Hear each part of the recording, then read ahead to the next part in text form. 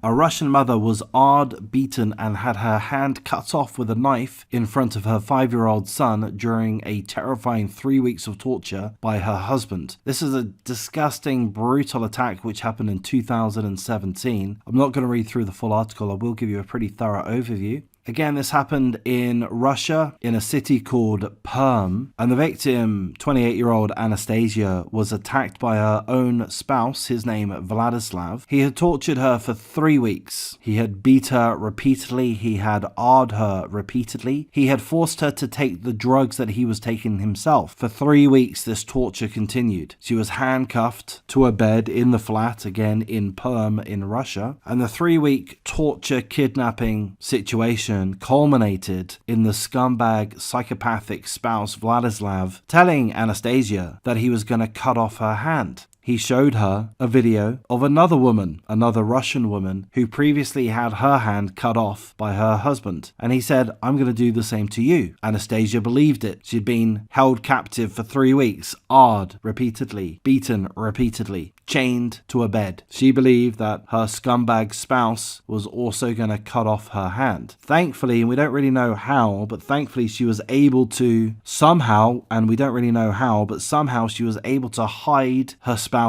axe. But unfortunately, that did not save her, as the spouse decided to use a kitchen knife and hammer it multiple times to sever Anastasia's hand. In fact, if I understand correctly, he severed both hands. She was bleeding profusely. He gave her a rag to stop the bleeding, to stem the bleeding. She was also put into the bathtub filled up with blood. She was losing consciousness. At some point in time, their 5-year-old son walked into the room and saw his mother's hand on the floor. He said to the father, "Daddy, what have you done to mummy's hand?" And the father lied. He said, "No, son, we're just playing. This is just a game. Don't worry about it. It's just a game. I'm fixing mummy's arm," but that wasn't true. He hammered a knife into her arm to cut off both of her hands. He put one of the hands in a bag and said that I'm going to throw it away because I don't want the doctors to have a chance to reattach this hand. So there she was, dying. Her son traumatized. Their son traumatized. Thankfully, the father, the spouse, the psychopathic RS torturer, decided to call for an ambulance. An ambulance came, and thankfully that saved Anastasia's life. Of course, the father, the spouse, had fled the scene and he had taken the son with him, but thankfully he was detained the following day and put under an investigation. The article tells us that the father, the psychopathic RS torturer, was jailed in a strict regime penal colony for 14 years. There is some positive news from this, somewhat positive news. One of Anastasia's hands was able to be saved by the doctors, and I think in more recent years, Anastasia's had an artificial limb fitted to the other. So we can see in the pictures she has a bionic hand. She's also become somewhat of a famous TV host in Russia